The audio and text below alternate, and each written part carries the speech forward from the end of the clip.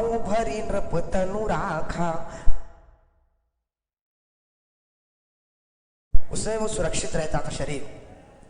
तो तेल नाव भरी नृप तनु राखा और दूत बुलाए बहुरियस भाखा।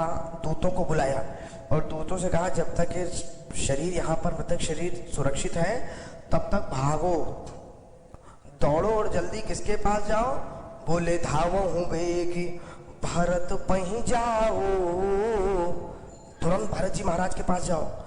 और एक बात ध्यान रखना, भरत जी कितना भी बोले कि क्यों बुलाया है गुरुदेव ने, अयोध्या जी क्यों जाना है अकस्मात, कभी गलती से ये मत बता देना कि राजा जी के साथ इस प्रकार की अनहोनी हो गई है। देखिए कितनी व्यवहारिक बात है। मान लीजिए परिवार में कहीं कोई बेटा बाहर रहता है, आज भी हम लोग इस बात की इतनी विवेक की परिचय देते हैं। मान लीजिए किसी का बेटा बाहर रहता है और पिता है, पिता की अकस्मात देहावसान हो गया पिता का, तो आज भी लोग बच्चे को ये नहीं बताते हैं कि तुम्हारे पिताजी नहीं रहे, वो कहते हैं जल्दी आ जाओ। क्या हो गया? बहुत ज्यादा बात होती तो कहते हैं कि तबीयत बहुत खराब है, स्वास्थ्य खराब है, तुम जल्दी आ जाओ बस। इस बात को बताने से अवॉइड करते हैं। कारण वो बच्चा रास्ते में आ रहा है, क्या मालूम उसकी बुद्धि कितनी डिस्टर्ब हो जाए, किस चिंता में वो ही सुरक्षित ना पाए। अरे भाई जो बड़ी गाड़ियों से आ रहे हैं वो तो अलग बात है, कई ऐसे किस्से हैं कि मोटरसाइकिल से आते आने में भिड़ गया, रोते हुए आंखों से आंसू झरझर।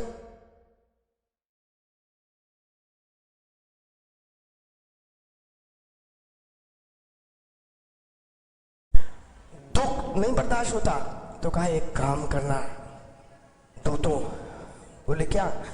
बोले कुछ भी पूछे ये मत बता देना कि राजा जी नहीं रहे। धावो हूं बेगी भरत पही जाओ और नृप सुधि कतऊ कहो नहीं काहो। राजा जी के बारे में कुछ मत बोलना। बोले फिर बोलना क्या है? बोले इतना कहो भरत सन जाई कि गुरु बुलाई पठये दो भाई। केवल इतना कह देना गुरुदेव ने बुलाया है, बस इतना ही भरत जी के लिए काफी है, गुरुदेव ने बुलाया है, आ जाएंगे वो। तो सुनी मुनि आए सुधावन धाये, अरे चले बेगी पर भाजी लजाए। दौड़े दूत भरत जी महाराज को बुलाने के लिए। उधर कैके राज में क्या दृश्य हो रहा है माताओं बंधुओं जानते हैं? जो भगवान के भक्त होते हैं, जो भगवान से जुड़े हुए होते हैं, उनको कुछ ना कुछ अनहोनी होने का आभास होने लगता है। होने से पहले भरत जी महाराज के साथ भी यही हो रहा था। क्या हो रहा था? हमको तो लगता है माता कैकेयी के साथ भी ऐसा हो रहा था, लेकिन वो स्वप्न का अर्थ नहीं समझ पाई ढंग से। उन्होंने भी कहा था ना कि दिन प्रति देखूं रात को सपने और कहूं न तो ही मोह बस अपने। मुझे भी बुरे बुरे सपने आ रहे हैं मंत्रा, लेकिन अब तुमको बताती नहीं। हो सकता है इसी प्रकार के कुछ संकेत मिल रहे हो, लेकिन माता कैकेयी न समझ पाई हो इस बात को। यहाँ भरत जी महाराज के साथ भी क्या हो रहा है? बुरे बुरे सपने आ रहे हैं, बुरे बुरे ख्याल आ रहे हैं मन में। तो क्या हुआ? बोले अनुरथ अवध आरंभे जब ते कुछ गुण हुई भरत कहूं तब ते। अब उसमें जितने कुछ गुण आप जोड़ सकते हैं जोड़ लीजिए। और देख ही रात भयानक सपना जागी कर ही कटु कोटि कल्पना। उठ करके कल्पना कर रहे हैं कि कहीं कुछ बिगड़ तो नहीं गया। अच्छा वो समय कोई इतना आधुनिक तो था नहीं कि लगाया फोन बात कर ली, वो तो जहां जो है वहीं है, वहां केवल कल्पना कर सकता है, या तो जाके पता करे या कोई आकर के बताए। तो देख ही रात भयानक सपना जाग कर ही कटु कोटि कल्पना। तो हमारे यहाँ बुरे समय को टालने के लिए, बुरे भोगों को टालने के लिए, देखिए भोग कट जाए ऐसा तो संभव नहीं है, लेकिन टल जरूर सकते हैं वो कुछ समय के लिए, किश्तों किश्तों में मिल जाएं, लेकिन मिलेंगे जरूर। भोग तो आपको भोगना ही है जो है वो। तो माताओं बंधुओं टालने के लिए कि जो मुझे बुरा लग रहा है अयोध्या जी में कुछ अनर्थ तो नहीं हो गया, तो हमारे यहाँ सनातन धर्मी लोग, भक्त लोग क्या करते हैं, अरे इसीलिए तो धर्म कर्म करते हैं, इसीलिए तो पुण्य करते हैं, इसीलिए तो दान पुण्य भोजन भंडारा करते हैं कि प्रभु यदि कहीं कुछ अपराध हो तो हमारे उन अपराधों को, उस भोग को टाल देना, कृपा रखना। क्योंकि अपराध कई अनजाने में हो जाते हैं, कई अपराध पिछले जन्म के होते हैं जो नहीं मालूम है, लेकिन भोग तो आपको कभी भोगना पड़ सकता है ना। तो भरत जी महाराज भी क्या कर रहे हैं, बोले देख ही रात भयानक सपना और जागी कर ही कटु कोठी कल्पना। कुछ बुरा तो नहीं हो गया, तो उपाय क्या है, बोले विप्र जिवाए ते ही बहुदाना, दान पुण्य करने हैं, ब्राह्मणों को भोजन करवा रहे हैं और शिव अभिषेक कर ही विधि नाना। क्योंकि कालों के काल तो महाकालेश्वर ही है, वही महाकाल बाबा है जो काल को टाल सकते हैं और किसी में शक्ति नहीं है। तो शिव अभिषेक करही विधि नाना, अरे मांग ही हृदय महेश मनाई, कुशल मातु पितु परिजन भाई, यही विधि सोचत भरत मन। हे प्रभु, परिवार में सब सुकुशल रखना, कहीं कुछ अनर्थ ना हो जाए प्रभु, कृपा रखना केवल इस बात की। रुद्राभिषेक चल रहा है और मन में केवल यही प्रार्थना चल रही है। तो यही विधि सोचत भरत मन और धावन पहुंचे आए। वही आ गए धावक, दूत आ गए चक्रवर्ती सम्राट के, गुरु जी के भेजे हुए दूत। तो आए तो उन्होंने देखा कि बहुत भीड़ लगी है, ब्राह्मणों को भोजन चल रहा है, संतों महात्माओं को वस्त्र बांटे जा रहे हैं, दान दक्षिणा बांटी जा रही है, बहुत भीड़ लगी है। कल्पना करिए तो होता क्या है कि जब अत्यंत भीड़ रहती है, बहुत ज्यादा जनसंख्या रहती है और हमें किसी को खोजना होता है, तो या तो हम खोजेंगे जाके भीड़ में कहाँ है कहाँ है कहाँ है, या माइक वाइक से यहाँ पे माइक अनाउंस करवा दें भाई वो कहाँ है आ जाओ। वहां माइक का सिस्टम तो था नहीं, खोज रहे हैं कहाँ है, कुछ समझ नहीं आ रहा। भरत जी महाराज इतनी भीड़ में दिख नहीं रहे। तब तक क्या हुआ कि एक रथ खड़ा था और उस रथ की नंबर प्लेट अयोध्या जी की लगी हुई थी। अरे भाई, यहाँ गाड़ी राजस्थान की आई कि नहीं आई है, नंबर प्लेट कोई लखनऊ से आया, कोई बंबई से आया, कोई इंदौर से आया है, तो अलग अलग। तो वो अयोध्या जी का वहां पे नंबर था। समझ गए कि ये रथ यही है हमारा, राजकुमार जी यहीं कहीं है। तब तक बगल में शिव जी का मंदिर था, उसके अंदर से रुद्राभिषेक की आवाज आ रही है कि ओम नमस्ते रुद्रमन्यव उतोतैखवे नमः, ओम बाहुभ्यामुतते नमः। अंदर से रुद्राभिषेक की गुंजार आ रही है। वेद पढ़े जनु पटु समुदायी। समझ गए दूत कि भक्त शिरोमणि भरतलाल जी राजकुमार अंदर ही हैं। तो विप्र जिवाई ते ही बहुदाना, शिव अभिषेक करही विधि नाना, मांगई हृदय महेश मनाई, अरे कुशल मातु पितु परिजन भाई, यही विधि सोचत भरत मन और धावन पहुंचे आए। देखे दूतों ने, तुरंत अंदर गए। भरत जी रुद्राभिषेक कर रहे हैं, तो जैसे कान में आकर के कहा जाता है ना, कोई सूचना होती तो कान में आके बताते हैं, वैसे ही दूत धीरे से गए और जाकर के कान में भरत जी के कह दिया कि राजकुमार जी, गुरुदेव ने बुलाया है। बस, ना इससे आगे कुछ ना इसके पीछे कुछ, केवल गुरुदेव ने बुलाया है। तो गुरु अनुशासन श्रवण सुनी चले गणेश मनाए। तुरंत रुद्राभिषेक वहीं रोक दिया राजकुमार ने। गणपति भगवान को प्रणाम करके क्षमा मांग के कि संभाल लेना प्रभु, गुरुदेव की आज्ञा है। देखिए, गुरुदेव ने बुलाया है ये सुन करके, और क्यों बुलाया है, किस कारण बुलाया है, ये नहीं बताया दूतों ने। और भरत जी ने वही रुद्राभिषेक छोड़ दिया। जो कर रहे थे पूजा, वो तुरंत छोड़ करके उठ गए।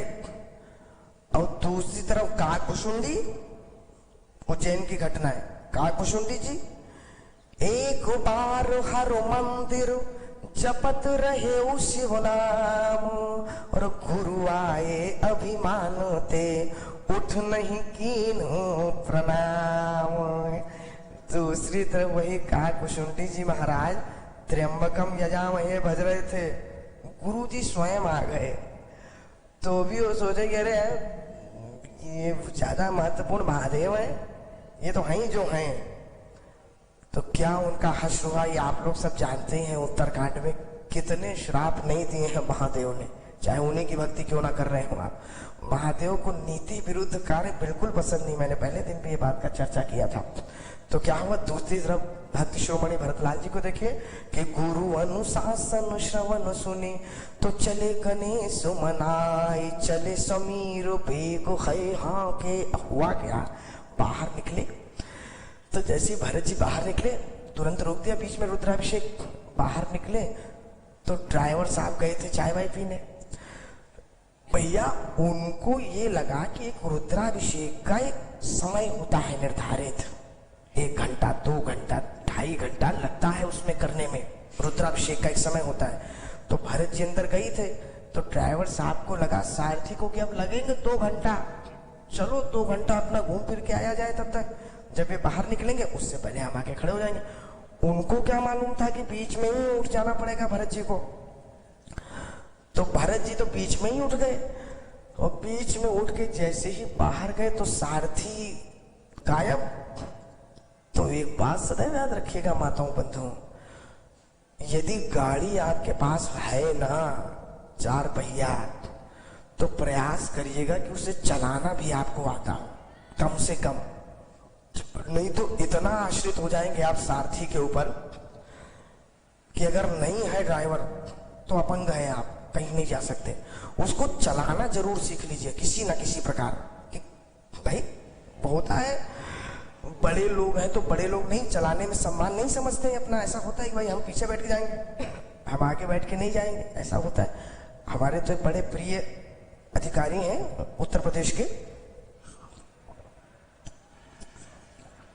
क्लास 1 स्तर के हैं। तो उन्होंने कहा कि महाराज जी हम लोग गाड़ी क्यों नहीं चलाते, आप जानते हैं इस बात को? मैं कहा क्यों नहीं चलाते? तो उन्होंने कहा देखिए ऐसा नहीं कि गाड़ी चलाना हमें नहीं आता, गाड़ी चलाना आता है, लेकिन एक मजबूरी है हमारी कि हम गाड़ी क्यों नहीं चलाते हैं, क्यों नहीं चलाते। तो उन्होंने कहा ऐसा है कि अब गाड़ी चलाना आता है लेकिन अभ्यास तो आवश्यक है। भाई जिसके यहाँ गाड़ी है ड्राइवर है वो किसी हाड़े गाड़े में ही निकलेगा, कोई रोज तो निकलेगा नहीं, ड्राइवर चला ही रहा। अभ्यास गया तो केवल साइकिल ही है जिसका अभ्यास आप चाहे कितना परसों बाद भी ना करें तो चला सकते हैं। कार के साथ ऐसा नहीं है, तो भूल जाएंगे। तो क्या हुआ कि अभ्यास चला गया। तो महाराज जी होता ये है कि मान लीजिए हम लेके निकल गए गाड़ी, तो 2 ही बातें हो सकती हैं रास्ते में, या तो पहचान का मिल जाएगा और या अनजाने मिलेंगे। 2 ही लोग रास्ते पे मिलेंगे, या तो हमको जो पहचानता होगा वो मिलेगा या हमको नहीं पहचानता होगा वो नहीं मिलेगा। तो बोले अगर अनजाने से रास्ते में टकराहट होती है तो कहेगा देख के चला ले, अंधा है क्या, दिखता नहीं है मूर्ख। 25 बातें वो सुनाएगा। वो थोड़ी जानता है कि हम क्लास 1 अधिकारी हैं, कि हमारा क्या सम्मान है, कि हम क्या नहीं है। वो तो बिल्कुल हमको लाके सड़क पर बिल्कुल सुना देगा। 4 अगर थोड़ी सी भी टेढ़ी हो गई गाड़ी तो बोले वो गई इज्जत एक तरफ। वो मान लीजिए पहचान वाला मिल गया तो पहचान वाला क्या करेगा, नमस्कार साहब, सलाम साहब, अरे आप खुद गाड़ी चला रहे हैं आज? तो हाँ हाँ हाँ ठीक सलाम साहब।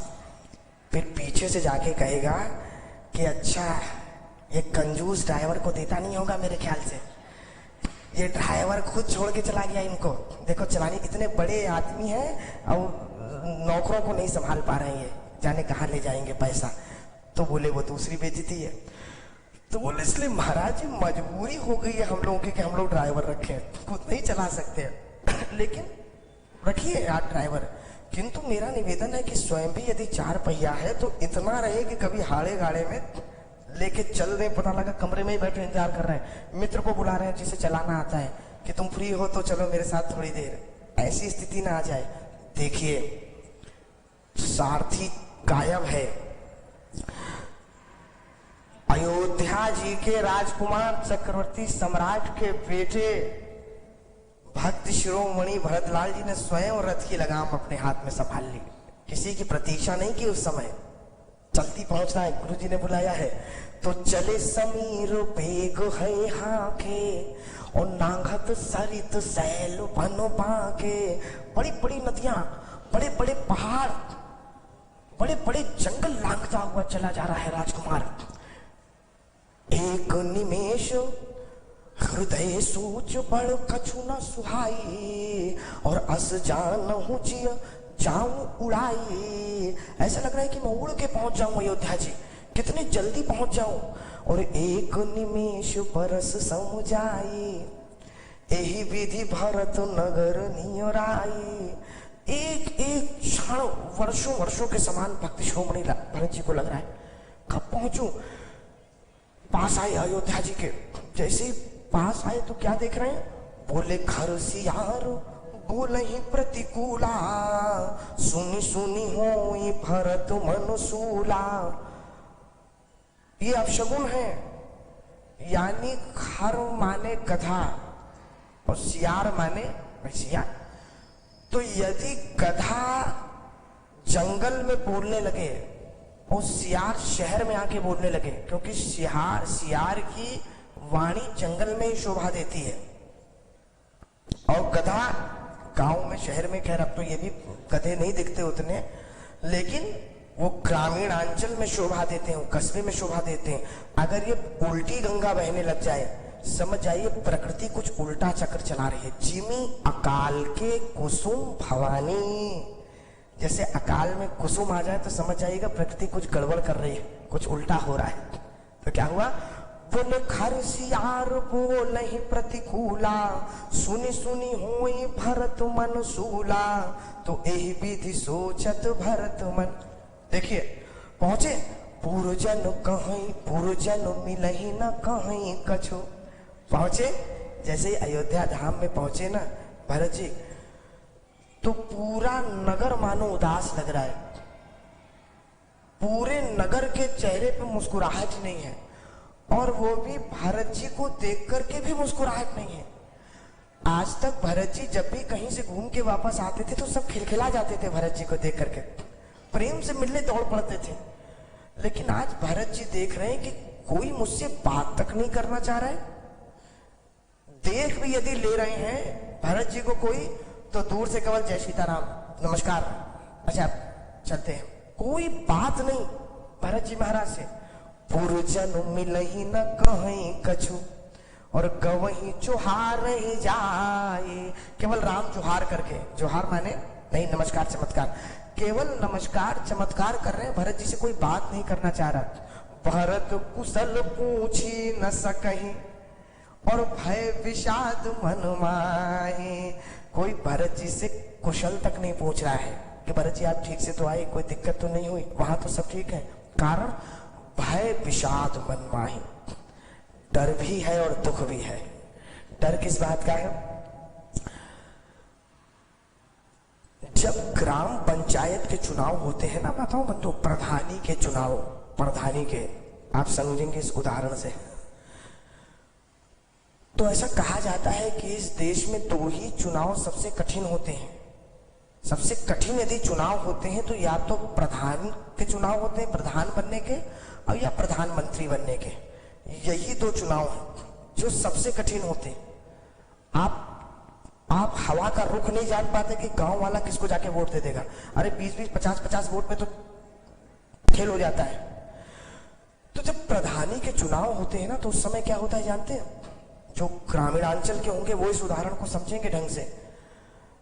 मान लीजिए 15 दिन बाद चुनाव है और 2 प्रत्याशी खड़े हो गए। तो जब 2 प्रत्याशी खड़े हो जाते हैं तो ऐसा तो है नहीं कोई विदेश से आया है दूसरा प्रत्याशी, वही एक राम दीन और एक वही दूसरे भरत दीन मान लीजिए। 2 लोग हैं राम दुलारे राम दीन, वही एक दिन उनके यहाँ चाय पी जाती है, एक दिन उनके यहाँ चाय पी जाती है। ऐसे गांव कोई बहुत बड़ा तो होता नहीं है, सब एक दूसरे को जानते हैं, एक दूसरे को पहचानते हैं।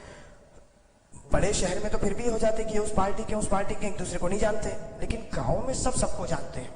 तो क्या होता है माताओं बंधुओं, जब सबको सब जानते हैं ना, तो चुनाव से 15 दिन पहले निकल जाइए आप हवा का रुख लेने ग्राम पंचायत में कौन जीतेगा?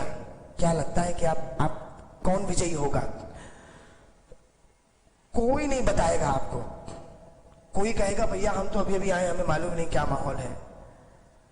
कोई कहेगा भैया दोनों ही भारी हैं। कारण क्या है? छोटा सा गांव है।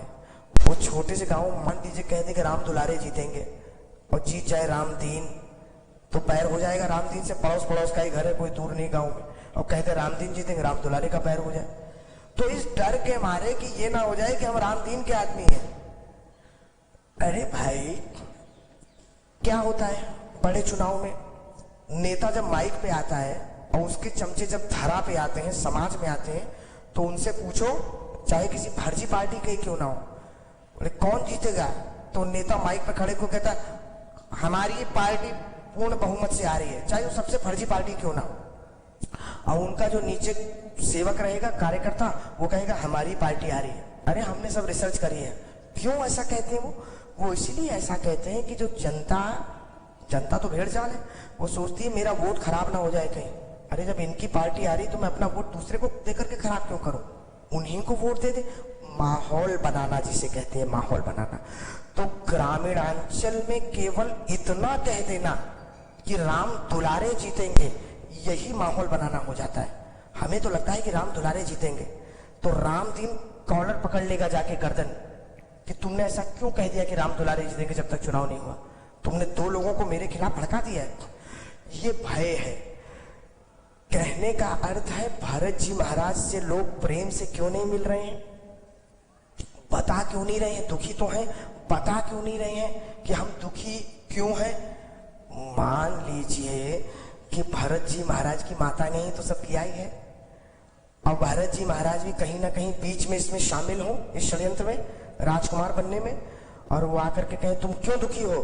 तो कहते हम इसलिए दुखी हैं क्योंकि राम जी को वनवास हो गया है। तो कहेंगे अच्छा, यानी आप राम जी के आदमी हैं, हमारा राजा बनना आपको नहीं सुहारा, तो इनको कारागृह में डाल दिया जाए तुरंत, खत्म हो गई बात। ये भी नहीं कह सकते वो, और ये भी नहीं कह सकते कि हमें बड़ी प्रसन्नता है कि आप राजा बन गए। मान लीजिए राम जी वनवास चले गए, बड़ा अच्छा हुआ, हम तो चाहते ही थे कि आप राजा बने। और कहीं भरत जी महाराज सचमुच राम जी के वैसे ही भक्त हुए जैसा वैसे हैं, लेकिन प्रजा की अपनी अपनी कल्पना है। कहीं भरत जी महाराज उनके भक्त हुए, उनको बुरा ये लगा, तो उन्होंने कहा अच्छा, यानी राम जी को भेजने में आप भी षड्यंत्र में साथ में शामिल हैं, इनको कारागृह में डाल दो। तो एक तरफ कुआं एक तरफ खाई वाली स्थिति है भरत जी महाराज को लेकर के प्रजा की, अयोध्या वासियों की। तो क्या कर रहे हैं? उस समय व्यक्ति यही करता है। ग्राम पंचायत के चुनाव में यदि दोनों अपने खड़े हैं ना, तो जनता क्या करती है? जनता निकल जाती है शहर घूमने, जब चुनाव का रिजल्ट आता है तब वापस आती है। वो सोचती है कि भैया अगर इनकी आएंगे चलो हमारे साथ प्रचार करने, तो दूसरा बुरा मान जाएगा, हमारे साथ क्यों नहीं आए? वो कहेगा आओ, तो ये बुरा मान जाएगा। करे क्या? तो वो अरे जैसे बलदाऊ, जब महाभारत का युद्ध प्रारंभ होने वाला था ना, तो वो जानते थे कि दुर्योधन है मेरा चेला, अर्जुन है हमारे रिश्तेदार भी हैं, कन्हैया के परम प्रिय मित्र हैं, सखा हैं, दोनों बातें। अब ये आज नहीं तो कल ये परिस्थिति आएगी कि अर्जुन की तरफ से लड़ना पड़ेगा या दुर्योधन की तरफ से लड़ना पड़ेगा। तो कहा उस परिस्थिति तो वो धर्म संकट हो जाएगा। तो क्या किया बलदाऊ ने? बलदाऊ युद्ध से पहले ही तीर्थ यात्रा पर निकल गए, वो युद्ध में शामिल ही नहीं हुए, यही सोचकर। तो क्या हुआ माताओं बंधुओं?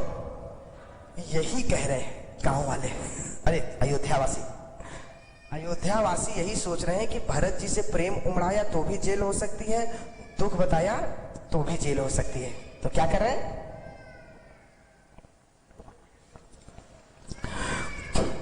वो भरत कुशल पूछी न सकही, भय विषाद मन माही। भय भी है, विषाद भी है। भरत जी महाराज देख रहे हैं चारों तरफ अयोध्या जी में घूम के, तो क्या देख रहे हैं कि हाट बाट नहीं जाए निहारी, कुछ दिख नहीं रहा। हाट बाट नहीं जाए निहारी, जौपुर जनपुर तह दिस लागी दवारी। मानो सारी अयोध्या धाम में आग लग गई हो, आग। ये आग किसने लगाई है जानते हैं? ध्यान दीजिएगा। जब जंगल में आग लगने का एक कारण ये भी होता है, जंगल में आग लगने का, माताओं बंधुओं जो कोल किरात होते हैं ना जंगल के, वो क्या करते हैं? वो उनका काम होता है मधुमक्खी के छत्तों से शहद निकालना। आपने देखा होगा शहद बेचने आते हैं ग्रामीणांचल से लोग, बिल्कुल ओरिजिनल शहद है, छत्ते का निकाल के लेके आया। वो कैसे निकालते हैं? वो ऐसे निकालते हैं माताओं बंधुओं कि एक दो मित्र मिलके, दो किरातनी मिलकर के, मधुमक्खी तो अपने शहद के छत्ते से चिपकी रहती है, तो वहां धुआं लगा देते हैं, आग जला देते हैं, धुआं जलाते हैं, मधुमक्खी तभी भागेगी। तो क्या करते हैं वो लोग, माताओं बंधुओं, किरातनी धुआं लगाती है, मधु भागती है, और भागने के बाद जब तक भागी हुई है तब तक अपना छत्ते से निकाल लो शहद। ये काम एक के बस का नहीं होता है, इतना पूरे काम के लिए एक साथी साथ में चाहिए होता है। तो ये किरातनी कौन है जो सोच रही है कि इस मधुमक्खी के छत्ते से शहद निकाल लिया जाए? ये किरातनी है मंथरा। देखी लागी तब मुदित किराती, और जिमी गौ तकई ले के ही भाती। वो उस मधुमक्खी के छत्ते को देखकर सोच रही है कि मैं इससे छत्ते से शहद कैसे निकाल लूं, अयोध्या के सिंहासन रूपी मधु को कैसे निकाल लूं। अकेले तो कर नहीं सकती थी। दूसरी कौन सी किराती उनके साथ है? भरत माँ तो पही गई बिलखानी। दूसरी माता केकई को उन्होंने अपनी टीम में शामिल किया शहद को निकालने के लिए। विधि कैकेयी किरातिनी कीनी, दोनों किरातनियां हैं और दोनों शहद निकालने गए। लेकिन होता क्या है कि कई बार किरातनियां आग लगाती हैं और अपना इधर उधर मस्ती में बातचीत में लग जाती हैं। उसी अग्नि में से कोई चिंगारी उठ के उड़ती है और झाड़ में चली जाती है, और जैसी झाड़ में चिंगारी गई तो पूरे जंगल में आग लग जाती है। अब सारा जंगल जल जाता है, ना मधु बचती है ना मधु का छत्ता बचता है, और इनके हाथ कुछ नहीं लगता, केवल आग ही आग जंगल में भागती हैं। वही दोनों किरातनियों ने मधु को छीनने के लिए प्रयास किया छत्ते से, तो मधु तो निकाल नहीं पाई। हुआ क्या? बोले हाट बाट नहीं जाई निहारी, और जनुपुर तहत शिला की तबारी। पूरे अयोध्या को जला के तहस नहस कर दिया दोनों ने, निकाल नहीं पाई शहद उसमें से, आग लगी हुई है, सब लोग दुखी हैं। तो भरत जी ने देखा कोई प्रसन्न नहीं है, किसी का चेहरा तो खुले खिला हुआ हो। तो माताओं बंधुओं, इतने दुखी लोगों के बीच में केवल एक ही ऐसी दिव्य विभूति थी जो प्रसन्न थी। कौन? बोले आवत सुत सुनी कई नंदनी। माता कई प्रसन्न थी। आवत सुत सुनी कई नंदनी, तो हर्षी जल रूह रविकुल चंदनी। प्रसन्न हो गई माता कई, मेरा बेटा आ गया, एकदम चेहरे पे खिलखिलाहट है। सजी आरती मुदित उठी धाये, मुदित है चेहरा, प्रसन्न है, आरती की थाल सजाई है, मेरा बेटा राजा बनेगा, मैंने सारा काम कर दिया। सजी आरती मुदित उठी धाये, और द्वार ही भेंटी भवन लई आए। द्वार पर आलिंगन माता जितना प्रेम कर सकती है बच्चे से किया, और सीधे घर के अंदर लाना प्रारंभ किया। तो जैसे ही घर के अंदर लाई, भरत दुखित परिवार निहारा। कोई सेवक, कोई चाकर ऐसा नहीं जो खिलखिला रहा हो, सबकी आंखों में आंसू है। जब व्यक्ति खूब रोता है ना, उसके बाद वो रोना बंद भी कर दे तो उसके नेत्र बता देते हैं, या तो इतने सूजे होते हैं या इतने लाल होते हैं। तो किसी के नेत्र सूजे हुए थे, किसी के लाल थे, सब केवल भरत जी को देख के मौन थे। तो भरत दुखित परिवार निहारा, मानो तुहिन बनज बन मारा। मानो कमल को पाला मार गया, कमल जैसे मुरझा जाता है, वैसे सबके मुख रूपी कमल मुरझा गए। भरत जी महाराज देख रहे हैं, उनको लगा कि माता कैकेयी तो हर्षित होकर के मुझे आरती लेकर के आई, लेकिन मेरी प्रतीक्षा तो परिवार में ऐसा कोई नहीं है जो नहीं करता है। पिताजी कहीं नजर नहीं आ रहे, गले मिलने दौड़े नहीं पिताजी मेरे। माता कौशल्या नहीं नजर आ रही, वो कहां चली गई, नहीं आई। अरे भैया राम को तो पता पड़ जाता है कि भरत आ रहा है, तो अयोध्या जी की सीमा पे खड़े हो जाते हैं रथ लेकर के कि भैया भरत को साथ लेके आऊंगा मैं। वो आए नहीं इस बार, कोई नहीं आया, क्या हो गया माता? अरे कहू कहता तो कहा सब माता, सुत ही ससोच देखी मन मारे। पहले तो ध्यान दीजिए, भरत जी ने तो बाद में पूछा है। पहले भरत जी ने जब सबका चेहरा देखा ना उतरा हुआ, तो आप बताइए किसी को दुखी देखेंगे तो आप तो प्रसन्न नहीं होंगे ना। तो भरत जी महाराज का भी चेहरा उतर गया, क्यों सब दुखी हैं? तो माता ने देखा कि मेरा बेटा दुखी क्यों है, भरत क्यों दुखी है? भरत तो सबको देख के दुखी थे। माता को लगा मेरा बेटा क्यों दुखी है, इसका चेहरा क्यों उतरा है? तो माता कैकेयी क्या कहती हैं? सुत ही ससोच देखी मन मारे। मन मारा हुआ है, ससोच दिख रहे हैं भरत, कुछ सोच रहे हैं। पूछत नहीं हर कुशल हमारे। माता कैकेयी कहती भरत एक बात बताओ, तुम इतने दुखी लग रहे हो, तुम्हारा इतना चेहरा उतरा हुआ है, मायके में सब ठीक तो है ना, मेरे घर में सब कुछ ठीक तो है ना? देखिए आप, यहां इतना सब बिगड़ गया, उसकी माता को उसकी सूझ भी नहीं है यहां कितना अनर्थ हो गया है, और कह रही है कि तुम इतने दुखी लग रहे हो, सब कुछ कुशल तो है मेरे नैहर में। एक बात समझ लीजिएगा माताओं बंधुओं, जो माताएं, जो बहुएं विवाह होने के बाद भी अपने नैहर की कुशल में ही यदि इस प्रकार चिंतित रहेंगी ना, मेरे मायके का क्या हाल है, मेरा मायका कैसा है, मेरे मायके के लोग कैसे हैं, उनके ससुराल का इसी प्रकार से एक दिन दुर्गति होगी। आप ससुराल में आ गए हैं तो अब ससुराल आपका परिवार है भाई, उसके बारे में सोचे कि उसकी कुशल कैसे रहे, वहां कैसे लोग सुखी रहे। और आ गए हैं ससुराल में और चिंता हो रही नैहर की, नैहर कैसे? और इतना बड़ा दुख ससुराल का नहीं दिख रहा माता कैकेयी को, जहां वो है। क्या पूछ रहे भरत जी से? सुत ही ससोच देखी मन मारे, पूछत नहीं हर कुशल हमारे। पिताजी ठीक तो है, माता जी ठीक तो है, सब वहां को तुम्हारा चेहरा क्यों उतरा है भरत, सब ठीक तो है? तो सकल कुशल कही भरत सुनाई। माता सब कुछ कुशल है, वहां कोई समस्या नहीं, वहां तो सब कुछ ठीक है माता, यहां भी तो सब कुछ ठीक है ना, यहां कुछ गड़बड़ तो नहीं हुआ माता? पूछी निज कुल कुशल भलाई। हमारे यहां तो सब ठीक है माता। माता ने कहा सब कुछ ठीक है भरत, कहीं कोई चिंता नहीं है। तो भरत जी ने कहा माता यदि सब कुछ ठीक है तो मेरे भैया राम मुझे लेने क्यों नहीं आए, पिताजी अभी तक आकर के गले क्यों नहीं मिल रहे हैं, माता कौशल्या क्यों नहीं कहीं नजर आ रही, और आप कह रही सब ठीक है माता? कहू कहतात कहा सब माता, और कहा सिय राम लखन प्रिय भ्राता। कहाँ है मेरे प्यारों से प्राणों से प्यारे भाई, कुछ समझ नहीं आ रहा, कहीं दिख नहीं रहे कोई, कहाँ चले गए सब?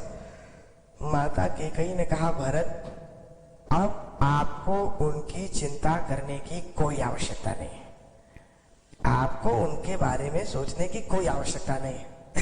मैंने सब व्यवस्थित कर दिया है, तुम्हारी अनुपस्थिति में मैंने सारा काम बना दिया भरत, सबकी चिंता तुम छोड़ दो, सारी चिंता मैंने ग्रहण करके सब तुम्हारा काम बना दिया।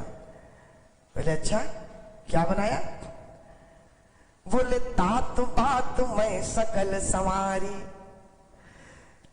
मैंने सब बना दिया भरत, सारा काम मैंने बना दिया, तात बात मैं सकल संवारी। तो कहा सब माता आपने बना दिया? बोले देखो अकेले से तो होता नहीं, अकेला चना भांड नहीं झोंक पाएगा भरत, तो अकेले तो मैंने नहीं, हाँ एक साथ में एक और ने सहायता की है मेरी, एक और भी है, उसको भी तुम्हें इनाम देना पड़ेगा, उसको भी साथ में तुमको मैं अकेले नहीं, उसको भी साथ में धन्यवाद देना, तुम वही, मैं ही नहीं हूं। कौन है साथ में? बोले भाई मंथरा सहाय बिचारी, मैंने और मंथरा ने मेरी बड़ी मदद की है, हम दोनों ने सब कर दिया भरत, सब कुछ हो गया। तो बोले माता सब कुछ हो गया? बोले अरे भरत हो तो सब कुछ ही जाता, कहीं कुछ, लेकिन शायद भगवान सब कुछ नहीं देते हैं। सब अच्छा कर दिया था हमने, लेकिन न जाने भगवान को क्या मंजूर था कि उन्होंने एक काम बिगाड़ दिया। देखिए, कछु काज विधि बीज बिगाड़े हो, सब कुछ बना दिया मैंने, और साथ में सहायता की मंथरा ने। न जाने भगवान को क्या मंजूर था कि उन्होंने एक काम बिगाड़ दिया। वाह साहब,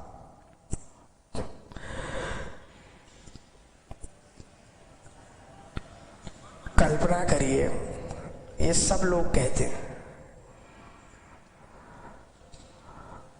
मैंने ये घर बनाया, मैंने ये बिल्डिंग बनाई, मैंने ये कार खरीदी। अरे मैं चाहता था कि अयोध्या जी में भी एक मेरा स्थान बन जाए, बनाया तो दुनिया में सब जगह, लेकिन न जाने भगवान को नहीं मंजूर था, उन्होंने नहीं बनवाने दिया। कहने का अर्थ है कि जो जो किया वो सब तो मैंने किया, जो किया वो मैंने किया, और जो बिगड़ा वो भगवान ने बिगाड़ा। भाई, बनाने का सारा श्रेय हमारा आपका है, करने का, और बिगाड़ने का श्रेय भगवान पे हम लोग देते हैं कि बिगाड़ा तो भगवान को मंजूर नहीं था। यदि बनाया आपने है तो बिगाड़ा भी आपने है, और बिगाड़ा परमात्मा ने है तो बनाया भी परमात्मा ने है। करने वाले केवल वो परमात्मा है, लेकिन मनुष्य की प्रवृत्ति है कि गुण तो स्वयं का समझता है और दोष दूसरे को देने की आदत है सदैव।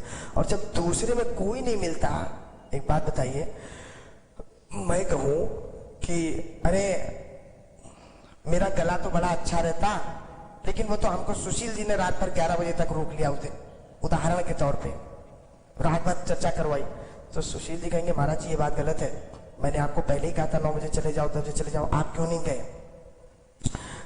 हम किसी पर दोष मढ़े तो सामने वाला यदि दोषी ना, सच्चनता में ना कहे तो अलग बात, लेकिन सामने वाला यदि दोषी ना हो तो फौरन पलट के जवाब दे देता है कि देखो आप गलत मेरे ऊपर आरोप मत लगाइए, मैंने नहीं ऐसा किया है, आप जिम्मेदार हैं उस बात के। वो तो माताओं बंधुओं केवल और केवल एक हमारे दीन दयाल परमात्मा है। जब हमको कोई नहीं मिलता दोष लगाने को, क्योंकि जानते हैं कि जिस पर लगाएंगे वो हमको पलट के जवाब दे देगा कि नहीं हमारा नहीं तुम्हारी गलती है, तो केवल वही एक मिलते हैं प्रभु कि जिन पर मढ़ दो दोष। कौन सा वो हमको जवाब देने आ रहे हैं, कौन सा बोलने आ रहे हैं हमसे कि तुम्हारी गलती है? तो जो जो गलत करो वो परमात्मा पे, गुण हमारा और दोष परमात्मा का।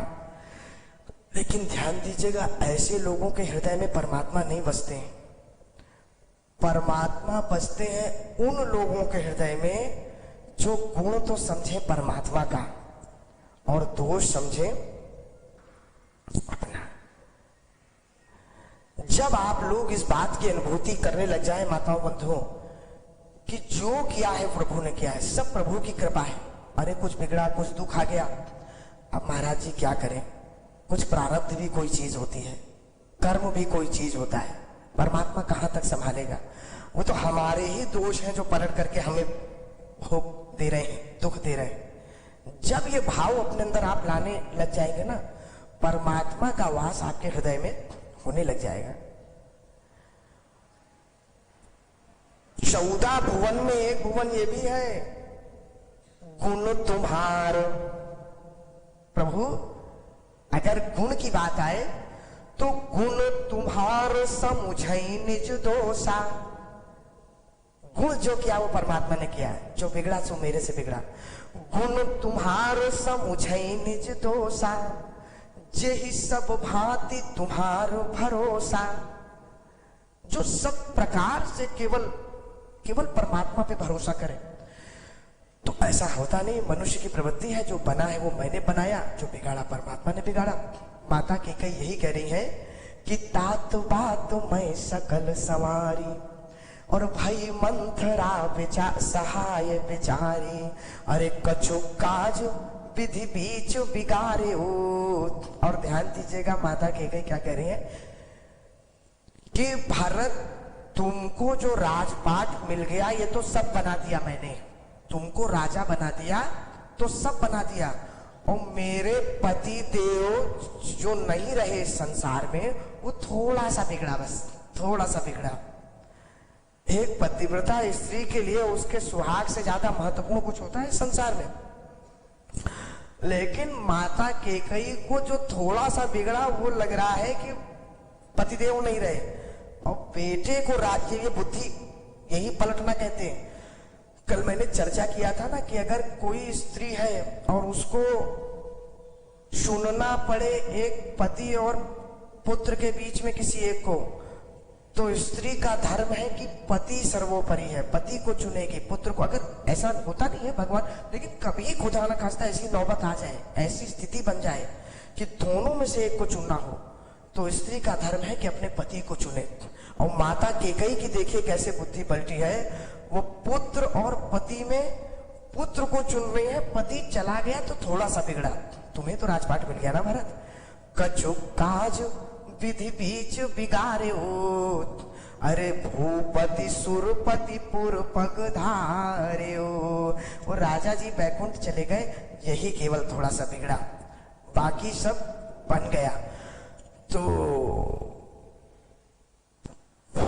जैसे ही कहा कि राजा जी स्वर्ग चले गए ये बिगड़ा और बाकी सब बन गया, तो अभी बाकी सब बना ये कुछ नहीं बताया उन्होंने, अभी बताया केवल इतना है कि बिगड़ा पहले सुन लो, क्योंकि मैंने पहले दिन चर्चा की थी ना, बिगड़ा हुआ पहले बताता है व्यक्ति, बना हुआ बाद में बताता है।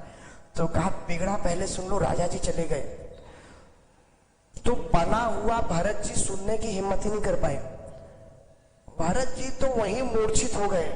उन्होंने कहा राजा जी चले गए माता, और राजा जी को इतना भी ख्याल नहीं है मेरा, मैं पिता के बिना कैसे रहूंगा, और पिताजी के बाद यदि दूसरे पिता मेरे कोई थे तो भैया राम थे, अरे भैया को मेरी जिम्मेदारी तो दे जाते, मुझे कौन संभालेगा इस घर में, पिता नहीं रहे, भैया भी नहीं दिख रहे यहाँ पे, चलत न देखन पायूं तो ही, पिताजी आप चले गए और मैं ननिहाल था,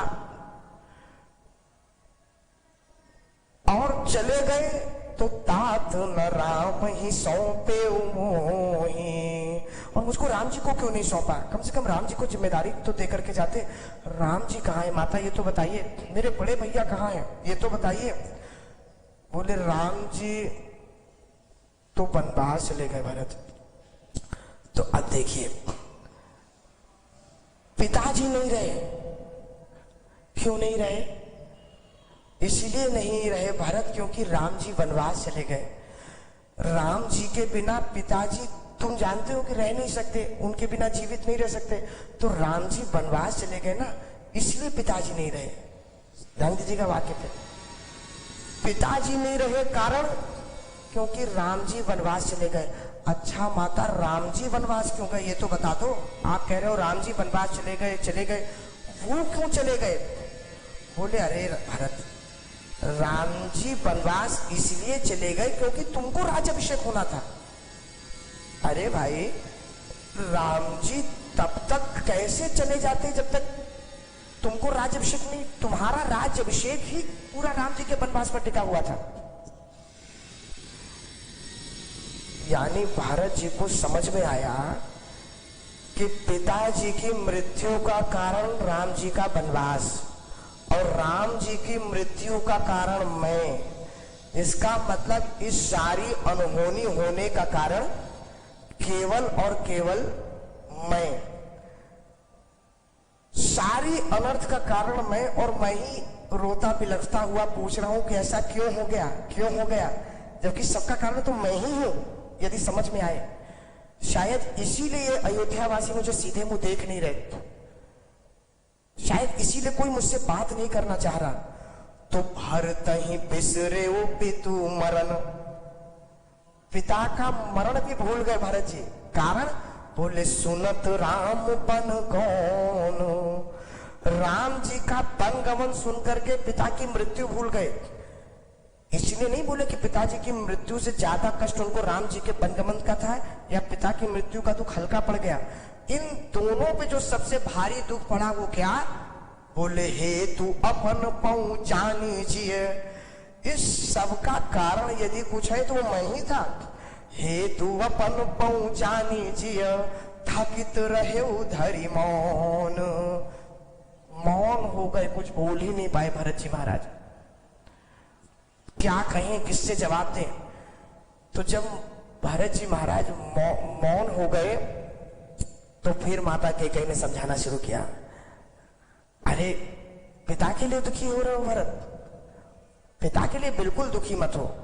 अरे आपके पिता ने जितने राज भोगना था, जितना सुख भोगना था सब भोग लिया, जितना सम्मान उन्होंने पाना था उन्होंने सब पा लिया, उनके लिए क्यों आप इसलिए दुखी हो रहे। जब तक थे तब तक सम्मान पाया और आज इस संसार से जाने के बाद स्वर्ग में विराजेंगे, देवताओं के बीच में सम्मान पाएंगे, आप क्यों दुखी हो रहे हो। भरत जी ने कहा, इस मौन के बाद जो सबसे पहला शब्द भरत जी के लिए माता कैकेयी के लिए निकला है ना, फिर माता नहीं निकला शब्द, धरि धीरज भर ले उसासा कि पापिनी सब ही भांति कुलनासा। माता नहीं बोला आदर से भरत जी ने, कहा सब बर्बाद कर दिया, कुछ नहीं छोड़ा। पेड़ काटी तय पाले उसी चा, मीन जियन नीति पारी उली चा। पेड़ काटने के बाद उसे सींचने का काम कर रही हो। जब राम ही यहां नहीं रहेंगे तो किस बात की अयोध्या। अयोध्या जी की पहचान ही प्रभु श्री राम से है। जहां श्री राम है वही अयोध्या है। अवध तहां जहां राम निवासु, और तहीं दिवस जहां भानु प्रकाशु। माता से भरत जी ने कहा कि सब उजाड़ दिया। कैसे कह दिया ये सब। अरे हंस बंस दशरथ जनक, चक्रवर्ती सम्राट राजा दशरथ जी मेरे पिता, ससुर राजा जनक जी वो भी चक्रवर्ती सम्राट, ऐसा परिवार जिसका हो, कैसे आपने इस प्रकार का काम कर दिया। हंस बंस दशरथ जनक और राम लखन से भाई। मैं तो सोच रहा था कि परमात्मा सबको सब कुछ दे देता है, यदि किसी को देखना हो ये तो मेरे दर्शन कर ले। जिनके भाई राम जी हो, जिनके पिता दशरथ जी हो, जिनके ससुर जी जनक जी हो, क्या कमी है मेरे पास। मैं तो हमेशा इस बात पर अभिमान करता था, लेकिन कहीं ना कहीं कुछ कमी अवश्य होती है किसी में। आज समझ में आ गया मेरे में क्या कमी थी माता। क्या बोले, जननी तू जननी भाई, आप मिल गई मुझे माता के रूप में, बस यही बस बाकी रह गया था, बाकी तो सब हो गया। भरत जी ने फटकारते हुए कहा माता से, माता ऐसे तय क्यों कटु वचन कह्योरी। गीतावली अयोध्या कांड में गोस्वामी जी उल्लेख कर रहे हैं। भरत जी महाराज माता को फटकारते हुए कहते हैं, माता ऐसे तय क्यों कटु वचन कह्योरी। अरे राम जाहु कानन कठोर तेरो, कैसे ध्यो हृदय रह्योरी। इतना कठोर हृदय माता कैसे हो सकता है आपका। राम जी को आपने वन भेज दिया और जरा भी नहीं सोचा। अरे दिन कर वंश पिता दशरथ से, राम लखन से भाई। क्या कमी थी मेरे पास, केवल एक जो अब समझ में आ रही है कि जननी तू जननी भई तो कहूं, विधि कहूं खोरी न लाई। आप जैसी माता मिल गई, मैं समझ गया कि विधाता किसको कोई कमी तो अवश्य देता है कि ना किसी में। वो आप कमी सामने दिख गई। होई हूं लई हूं सुख, होई राजमात होए। मैं सुख लूंगी, राजमाता बनूंगी, यही सोचा आपने? लई हो सुख होई राजमातु होए, सुत सिर छत्र धरेगो। और मेरे बेटे के ऊपर छत्र धरेगा, सिंहासन के ऊपर मेरा बेटा बैठेगा। ऐसी बात आपके मन में भी कैसे आ गई माता? माताओं बंधुओं, ये भरत चरित है, भरत चरित है। रामचरितमानस यही परिवार में सिखाती है, ध्यान दीजिएगा। राजपाट के लिए दोनों भाई झगड़ रहे हैं, लेकिन इसलिए नहीं कि मुझे मिल जाए, इसलिए कि ये मेरा नहीं है, ये मेरा नहीं है, ये आप रख लो, ये आप रख लो। ये त्याग की भावना, ये वैराग्य की भावना। भरत चरित ही वैराग्य सिखाता है। हौ लई हौ सुख राज मातु है, सुत सिर छत्र धरेगो। और कुल कलंक मल मूल मनोरथ, तो बिनु कौन करेगो। कुल का कलंक बन के उत्पन्न हुई, और आप हमको भी कुल का कलंक बन के उत्पन्न कराई माता। तो हंस बंस दशरथ जनक, राम लखन से भाई। जननी तू जननी भई, विधि सन कछु न बसाई। भरत जी ने कहा माता तुम्हारी माता, तुम मेरी माता बन गई। परमात्मा ने इतना बड़ा मुझको, इतना बड़ा कष्ट दे दिया। और फटकारते हुए भरत जी कहते माता से कि जब ते कुमति कुमति जी ठायऊ, तो खंड खंड हुई हृदय न गयऊ। कैसे हृदय नहीं फट गया तुम्हारा? ये बात सोचते ही, हृदय में आते ही हृदय क्यों नहीं दो टुकड़े हो गया तुम्हारा?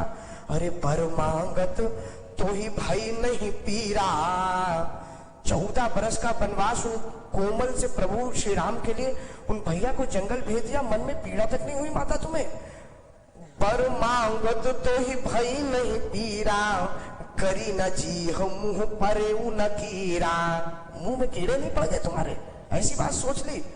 और वो बेचारे राजा जी, मेरे पिताजी, जीवन भर मैंने देखा यदि उन्होंने सबसे ज्यादा किसी के साथ रणनीति तय की है, राजनीति तय की है, सबसे ज्यादा चर्चा की है तो आपसे की है, सबसे ज्यादा विश्वास किसी पे किया है तो आपने किया है माता। क्या हो गया था उन्हें? भूप प्रतीति तोरी किनी, अरे मरण काल विधि मति हरि लीनी। हो सकता है कि परमात्मा ने उनकी मति हर ली हो, लेकिन इसमें पिताजी की कोई गलती नहीं है। कारण, अरे पिताजी क्या भरोसा करे माता। देखिए भरत जी क्रोध में क्या कहते हैं, पिताजी आपके मन की बात क्या जान सकते हैं? आपके मन में क्या चल रहा है ये पिताजी क्या जाने? ये तो विधि हो न नारी हृदय गति जानी। परमात्मा नहीं समझ पाया आज तक कि स्त्री के मन में क्या चल रहा है। तो मेरे पिताजी बेचारे वैसे ही भोले भाले। विधि हूं न नारी हृदय गति जानी, सकल कपट अघ अवगुण खानी। सरल सुशील धर्मरत राओ। पिताजी तो पहले ही बहुत सरल है, वो बेचारे पहले ही जो जैसा कह देता है उस बारे में विश्वास कर लेते हैं। सो की मी जाने नारी स्वभाव। क्या समझ पाएंगे वो, आपके मन में क्या था? भरत जी ने कहा माता एक बात बताओ, मैं केवल मनुष्यों की बात नहीं कर रहा हूं। राजा जी ने कहा था ना, जे हमार अरि मित्र उदासी सब ही राम प्रिय जय विधि मोहि। यही बात विश्वामित्र जी महाराज ने थोड़ा और आध्यात्मिक रूप से कह दी थी। ए प्रिय सब ही जहां लगी प्राणी। ये सबको प्रिय है, 84 लाख योनियों में सबको प्रिय है। और वही बात भक्त श्रोमणी भरतलाल जी महाराज कह रहे हैं माता, अस को जीव जंतु जग माही, जेहि रघुनाथ प्राण प्रिय नाही। कौन है इस संसार में ऐसा 84 लाख योनियों में जिनको प्रभु श्री राम प्राणों से ज्यादा प्यारे ना हो माता? केवल आपके अलावा। और यदि आपके अलावा सबको प्रिय है, इसका मतलब आप मेरी वो माता नहीं हो सकती। देखिए भरत जी क्या कह रहे भय अति अहित राम तेउ तोहि। जो राम जी 84 लाख योनियों में सबको प्रिय हैं, सबके हितकारी हैं, माता वो आपको अनहितकारी हो गए, आपको बुरा लगने लग गए, मैं नहीं मान सकता। क्योंकि जितने लोगों को राम जी प्रेम करते थे उनमें से सबसे ज्यादा प्रेम तो आप राम जी को करती थी माता। मुझसे ज्यादा प्रेम मैंने देखा है आपने राम जी को किया है। मैं आपकी गोद के लिए भागता था तो आप मुझे भले गोद में नहीं बिठाती थी माता, लेकिन राम जी को कभी अपनी गोद से अलग नहीं करती थी। मैंने ये देखा है दृश्य। ऐसा कैसे हो गया? इसका मतलब है कि आप मेरी वो माता हो ही नहीं सकती। ध्यान दीजिएगा महाराज जी क्या कह रहे हैं। कह रहे हैं भय अति अहित राम ते तो ही तो को तू हसी। कौन हो बताओ तुम? ये क्या दृश्य है जानते हैं? ये दृश्य है, आप लोग मेहंदीपुर बालाजी गए तो मेहंदीपुर बालाजी में या ऐसे स्थानों पे जहां झाड़ फूक होती गए, झाड़ फूक करने वाले, तो झाड़ फूक करने वाले के सामने वाला बैठ जाता है, वो अपनी बातें करता है, तो झाड़ फूक करने वाला है तो झाड़ू ले लेगा या उसका कुछ लेगा, वो कहेगा पता तू कौन है, कहां से आई है, क्या चाहती है, तो वो बताएगा मैं हूं, मैं यहां से आया हूं, मैं ये कर, ऐसे बताएगा जो। तो भरत जी महाराज ने भी उठाई सोटा और उन्होंने कहा कौन है तू बता, मेरी माता ऐसी नहीं हो सकती कि वो राम जी को भेजे जंगल, कौन है तू बता। तो जैसे ही सोटा उठाया मारने के लिए तो सरस्वती माता भागी तुरंत पतली गली से, क्योंकि सोटा तो उन्हीं को पड़ना था, बुद्धि में तो वही बैठी थी माता की कही। तो निकल के दौड़ी वो। भरत जी कह रहे हैं को तू अहसी सत्य कहूं मोही, बता तू कौन है, सच सच बता कौन है, कहां से आई है। सरस्वती माता भागी माताओं बंधुओं, और जैसे ही सरस्वती माता बुद्धि से निकल के माता केकई के भागी ना, तो ये दृश्य है। और इसके बाद पूरी रामचरितमानस में माता केकई केवल इसी बात पर पछताती रही कि हाय हाय ये मुझसे क्या हो गया, मैंने कैसे ये वरदान मांग लिया, राम जी को कैसे मैंने भेज दिया। पुनी पुनी भेंटत कैकई मन कर क्षोभ न जाए। जीवन भर माता केकई केवल इस बात पे पछताती रही हैं कि ऐसा अनर्थ मैंने कर कैसे दिया। ध्यान दीजिएगा, भरत जी महाराज यही कह रहे कौन है तू बता। माता केकई की बुद्धि से माता सरस्वती निकली, माता केकई तो मौन हो गई, मौन, इसके बाद कुछ कह ही नहीं पाई। भरत जी वहां चर्चा कर रहे हैं। तब तक जैसा माता केकई को गलतफहमी हुई थी कि भरत अगर इनाम देना तो मुझे ही नहीं, साथ में उस बेचारी मंथरा को जरूर देना, वो मंथरा ने बड़ी मदद की है। तो मंथरा को लगा कि वाह आज हमको बहुत अच्छा इनाम मिलने वाला है, बहुत हमको वाहवाही मिलने वाली है। तो जब मान लीजिए आपको कहीं प्राइज सेरेमनी के लिए बुलाया जाता है, गिफ्ट देने के लिए स्टेज पे बुलाया जाता है, कहीं स्कूल में, कॉलेज में प्रधानमंत्री मुख्यमंत्री बुलाते हैं, तो दिन अच्छे अच्छे कपड़े पहन के जाते हैं कि यूं ही चले जाते हैं उठ के, अच्छा अच्छा सबसे जो आपका अच्छा होगा भाई वो पहन के। तो मंत्रा को भी लगा कि आज तो हमको इनाम मिल रहा है, तो आज बहुत सुंदर बन के हम जाएंगे, बड़े अच्छे से जाएंगे, हमको कितना प्रेम देंगे वो लोग। तो तेही अवसर कुबरी तहाई और पसंद विभूषण विविध बनाई। अच्छे अच्छे आभूषण पहन के अच्छे अच्छे बिल्कुल सुंदरता से आई। और जैसे ही आई, क्यों बेटा अब तो प्रसन्न हो ना, अब तो मानते हो अपनी काकी को, मामी को, जो भी कहती होगी मंत्रा, अब तो मानते हो ना हमको लाना सार्थक हुआ। जैसे ही ये बात सुनी भरत जी ने तो बाद में सुनी, लखीरी सुभरे लखन लघु भाई।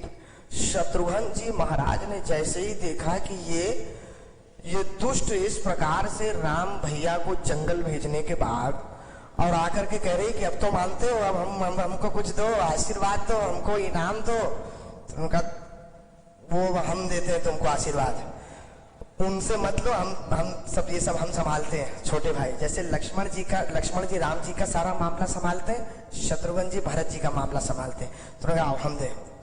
लखीर सुभारे लखन लघु भाई, भरत अनल आहुति घृत पाई।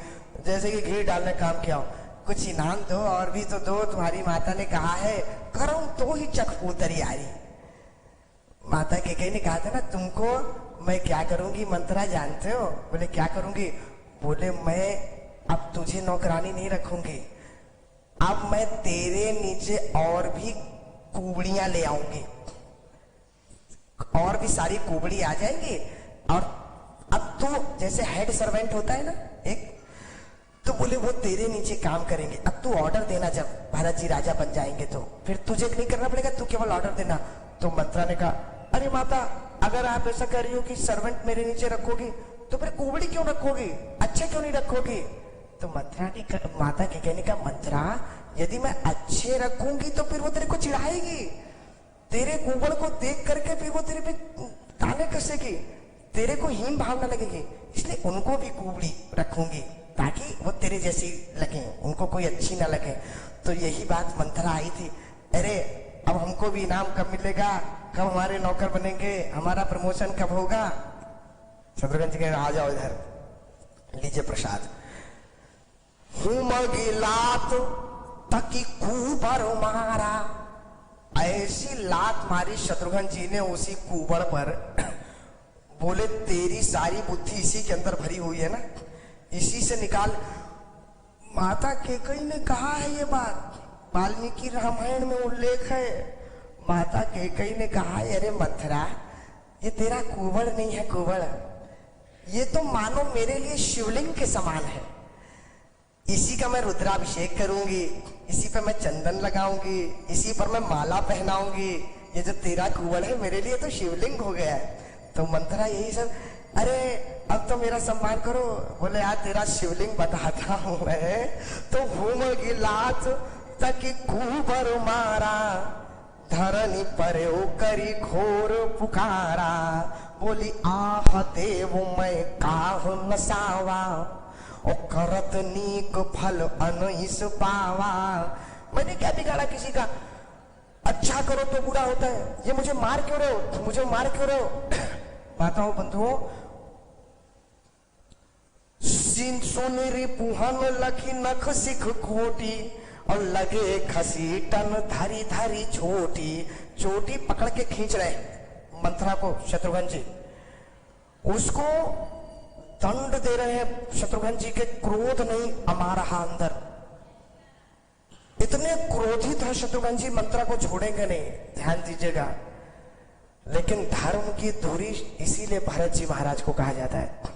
भरत जी महाराज ने देखा शत्रुघ्न तो मंथरा जी को मार रहे, तो भरत जी ने कहा अरे शत्रुघ्न, इस मंथरा का क्या कसूर? मैंने कल भी आपसे कहा था माताओं बंधुओं, यदि घर में फूट डलती है ना, तो फूट डालने वाले का कोई कसूर नहीं है। आपकी मति ऐसी होनी चाहिए कि कोई आपके में फूट ना डाल पाए। आप क्यों बातों में आ गए? भरत जी ने कहा कि एक बात बताओ शत्रुघ्न, इनको मार के क्या करना, इसका क्या कसूर? अरे कसूर तो अपनी माता का है जो उनकी बातों में आ गई, सिक्का तो अपना खोटा है। भाग्य तो हमारा दुर्भाग्य है जो भैया चले गए वनवास के लिए। इस मंथरा की क्या गलती? तो क्या किया? बोले छोड़ दो, मत मारो उसको, इसको छोड़ दो।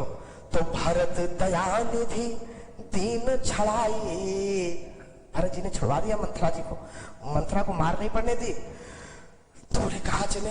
भरत जी ने कहा देखो शत्रुघ्न, मैं जानता हूं कि इस समय सबसे ज्यादा दुखी यदि कोई होगा तो माता कौशल्या होंगी, और दुखी होने से ज्यादा मुझे इस बात की चिंता है कि कहीं माता मुझे अपराधी तो नहीं समझ रही, उनके मन में कहीं ऐसा भाव तो नहीं आ गया कि ये सब करने के पीछे भरत का हाथ है।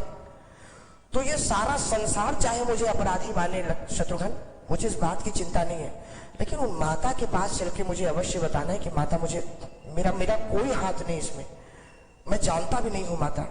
उन माता को बस इस बात का विश्वास हो जाए, बाकी संसार से मुझे कोई लेना देना नहीं। तो क्या करते हैं? बोले भारत दया निधि दीन छड़ाई, कौशल्या पही के दो भाई। दोनों माता कौशल्या जी के पास गए।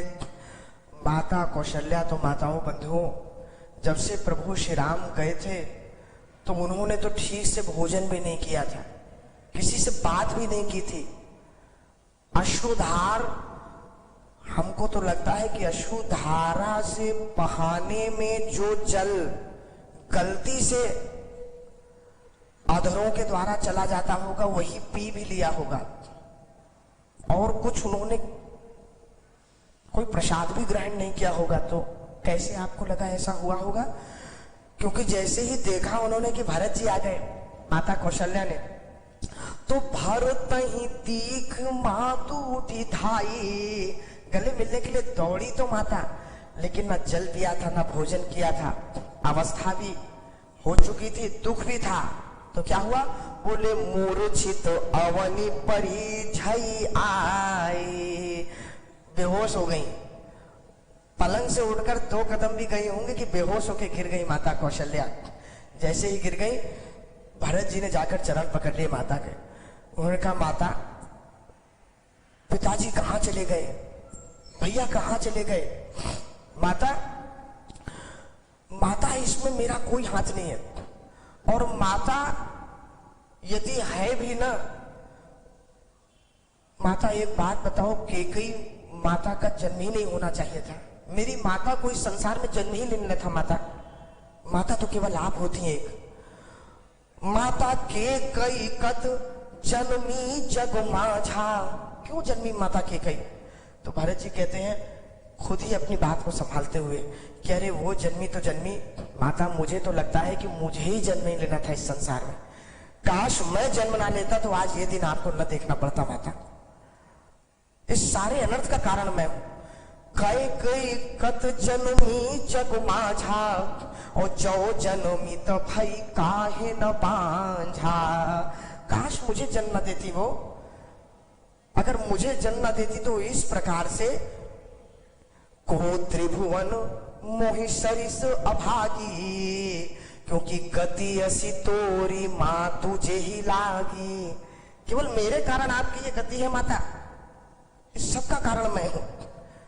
पितु सुरपुर बन रघुवर के तू, और मैं केवल सब अनुरथ हेतु। पिता को चाहे देहावसान होना हो, बैकुंठ भेजना हो, चाहे भगवान को वनवास भेजना हो, कारण खोज के देखेंगे तो केवल और केवल ये भारत अपराधी है। मेरा क्या हुआ है माता? माता मैं क्यों जन्म लिया? माता ने जैसे ही ये बात सुनी भरत जी की, माता ने कहा, भरत जी, बेटा भरत, माता ही भरत गोद बैठारे, आंसू पोछी मृदु वचन उजारे। देखिए दुखी माता कम नहीं है, लेकिन भारत के दुख के सामने माता कौशल्या को भी आज अपना दुख कम लग रहा है। भरत जी के दुख के सामने आंसू पोछे कहती हैं, भरत किसी का दोष नहीं है इसमें, न तुम्हारी माता का दोष है न तुम्हारा दोष है। ये तो काहू ही दोष देव जनिताता, भामु ही सब विधि बामु विधाता। ये तो सब परमात्मा ने मेरे को दंड दिया है भरत, ये तो मेरा कोई अपराध होगा जो आज राम चले गए बन। तो भरत जी ने कहा, माता एक बात बताओ, भैया राम बन गए तो किसी ने रोका नहीं उनको? उनको इच्छा भी नहीं हुई क्या यहाँ रुकने की? स्वयं ध्यान दीजिएगा, क्या उनको रोकने की भी इच्छा नहीं हुई यहाँ पे? जब उनको आज्ञा मिली कि वनवास जाना है तो उनका मन क्या होगा कि मैं नहीं जाऊंगा, मुझे राजपाट कुछ भी नहीं बोला उन्होंने।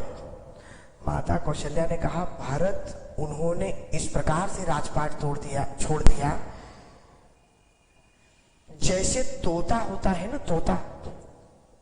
आप लोगों ने यदि तोता जिन्होंने पाला हो तो उसका एक स्वभाव होता है तोता का।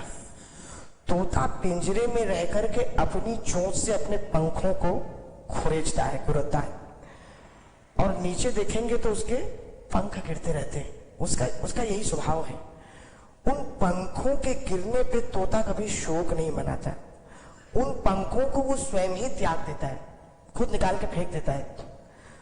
तो बोले, जैसे भारत जी जैसे तोता अपने पंखों को निकालते हुए मैंने देखा है राजमहल में, तुरंत झट से चोंच मार के निकाल के गिराता है नीचे और फिर सोचता भी उस बारे में नहीं है। ठीक उसी प्रकार से राम जी ने जितने भी आभूषण थे, जितने भी दिव्य वसन थे, सबको उस तोते की तरह निकाल करके फेंक दिया और सीधे बलकल वसन पहन लिया। क्या? बोले हाँ भरत, वो तो कीर के कागर च्यों रपु चीर। कवितावली अयोध्या कांड का पहला छंद है, गोस्वामी तुलसीदास जी महाराज लिख रहे हैं। कीर के कागर च्यों रपु चीर और विभूषण उपम अंगनी पाई, औध तजी मग पास के रूख ज्यों। जैसे मुसाफिर जाता है ना तो बीच में वृक्ष दिखते हैं, तो वृक्ष के नीचे थोड़ी देर छांव में बैठ जाता है विश्राम करने के लिए, लेकिन जैसे ही विश्राम उसका विराम होता है तुरंत आगे बढ़ जाता है। उस वृक्ष से कोई उसको लेना देना नहीं होता है मुसाफिर को, वो तो चलने में रास्ते में बीच में आ जाता है तो ठहर जाता है वो। ठीक उसी प्रकार औध तजी, अयोध्या जी को त्याग दिया, औध तजी मगबास के रूख ज्यों और पंथ के साथ ज्यों लोग लुगाए। जैसे एक मुसाफिर ट्रेन में जाता है तो सामने वाली सीट पे जैसे लोग मिलते हैं, आप लोग घूमने जाते हैं, जो 2 दिन 4 दिन जिनसे प्रेम होता है, तो क्या कोई कहता है कि नहीं अब हम आपके साथ हमेशा रहेंगे? मिले, प्रेम हुआ, बातचीत हुई, समय कटा, निकल गए। बोले बस उसी प्रकार राम जी ने तो किसी को ममत्व भी नहीं दिखाया। प्रभु ने तो ये भी नहीं सोचा कि ये मेरे पिता है, ये मेरे माता है, ये मेरा राजमहल है, ये मुझे राजा बनना है, मेरी प्रजा है। वो तो औध तजी मग पास के रूख ज्यों पंथ के साथ जो लोग लुगाई, और संग सुबंधु पुनीत प्रिया। भाई भी साथ में चल दिए, जानकी जी भी चल दी। संग सुबंधु पुनीत प्रिया, जनु धर्म क्रिया धरी देह सुहाई, और राजीव लोचन राम चले तजी, बाप को राज बटाऊ की नाई। कैसे चले राजीव लोचन राम? बाप को राज बटाऊ की नाही। बटाऊ का अर्थ होता है बटोही, और बटोही का अर्थ होता है मुसाफिर, पथिक। वो मुसाफिर जिसका किसी से प्रेम नहीं होता है, जो एक रास्ते से दूसरे रास्ते, एक शहर से दूसरे शहर, ऐसे मुसाफिर की तरह हम लोगों से संबंध तोड़ के राम जी चल दिए, बिल्कुल नहीं रुके। भरत क्या ऐसे माता? बोले भरत वो पितुआ यसु, बस पिता की आज्ञा मिलनी थी। वो तो पितुआ यसु भूषण बसन, तात तजे रघुवीर, और विस्मय हर्ष न हृदय कछु, पहिरे बल कल चीर। ना कोई दुख, ना कोई प्रसन्नता, मुख प्रसन्न, प्रसन्नता थी, दुख नहीं था। मुख प्रसंग मन रंग न रोषु, और सब कर से सब विधि करी परितोषु। दूसरे जरूर दुखी हो रहे थे उनको देख करके, तो वो तो राम जी थे जो सबको समझा समझा कर जा रहे थे। भरत कोई दुखी ना हो, मैं तुरंत आ रहा हूं, जल्दी आ रहा हूं। मुख प्रसन्न मन रंग न रोषु, और सब कर सब विधि करी परितोषु। चले विपिन सुनिशिय संग लागे। इतना सुनना था कि जानकी जी भी आ गई, प्रभु मैं भी चलूंगी। तो माता जानकी जी को प्रभु ने रोका नहीं, बहुत प्रयास किया। हम लोगों ने कल संध्या को चर्चा की थी। चले विपिन सुनिशिय संग लागी, लेकिन रहई न राम चरण अनुरागी। नहीं मानी, जानकी जी भी नहीं मानी, चल दी साथ में। और जैसे ही चलने के हुए तब तक सुनत ही लखन चले उठी साथा। तब तक लक्ष्मण जी भी तैयार हो गए, भैया मैं भी चलूंगा। राम जी ने उनको भी खूब रोका, खूब प्रयास किया, लेकिन रहई न जतन किए रघुनाथा। बहुत जतन किया, भैया ने बहुत रोकने का प्रयास किया। न जानकी जी रुकी, न लक्ष्मण जी रुके। राम जी को तो जाना था। अगर कोई भरत इस अयोध्या जी में रुका है ना मजबूरी में, तो केवल मैं रुकी हूं यहां पे। राम लखन सिय बनहि सिधाए, गयऊ न संग न प्राण पठाए। न मैं साथ जा पाई भरत और ना ही इन प्राणों को उनके साथ भेज पाई। यह सब भा इन आँखिन आगे, ये सारा दृश्य मैंने अपनी आंखों से देखा है भरत, राम जी को जाते हुए, लक्ष्मण जी को जाते हुए, लेकिन मेरा ये कठोर हृदय कि तऊ न तजा तनु जीव अभागे, तब ये शरीर को नहीं त्यागा मैंने। जियब मरब भल भूपति जाना, मरना किसे कहते हैं, जीना किसे कहते हैं, हमने चर्चा की, केवल राजा जी जानते हैं। बनी नृप की बिगड़ी है सबकी, बनी तो केवल एक राजा जी के, बाकी सबकी बिगड़ी है। तो जियब मरब भल भूपति जाना, मोर हृदय सतकुलिस समाना। मेरा ही हृदय कठोर है, 100 वज्रों के समान है भरत। मैं ही यहां रह गई।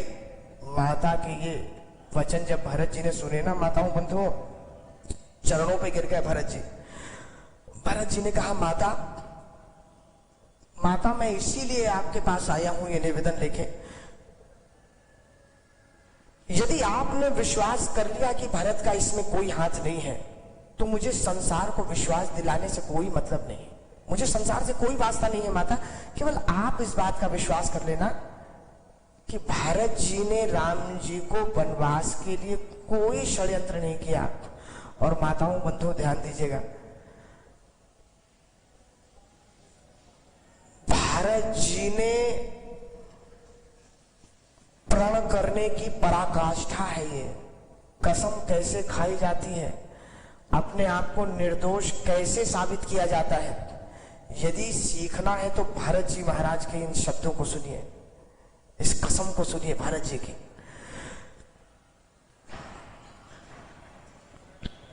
एक व्यक्ति 3 तरीके से अपराधी हो सकता है, 3 तरीके से। एक तो प्रत्यक्ष रूप से, एक अप्रत्यक्ष रूप से, और तीसरा उसी अप्रत्यक्ष रूप में उसका कोई षड्यंत्र नहीं हो लेकिन उसे मालूम पड़ जाए।